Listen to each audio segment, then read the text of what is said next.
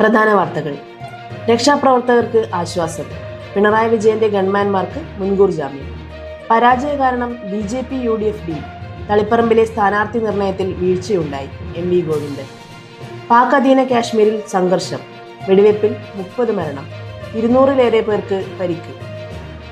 സെക്രട്ടേറിയറ്റിൽ വീണ്ടും മാധ്യമ നിയന്ത്രണം. മുഖ്യമന്ത്രി തുറന്ന നോർത്ത് ഗേറ്റ് വീണ്ടും അടച്ചു. സ്ത്രീകളെ ഉപദ്രവിക്കുന്നവരെ വെറുതെ വിടില്ല. തമിഴ്നാട്ടിൽ സിംഗപ്പെൺപടേ ഫോഴ്സിനെ നാടിന് സമർപ്പിച്ച് മുഖ്യമന്ത്രി ജോസഫ് വിജയ്.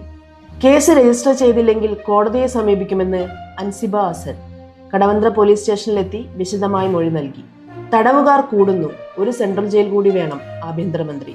പുതുവഴികൾ തേടാൻ CPM. ജനങ്ങൾക്ക് തിരുത്തൽ നിർദ്ദേശങ്ങൾ സമർപ്പിക്കാൻ വാട്സപ്പ് നമ്പറും ഇമെയിലും.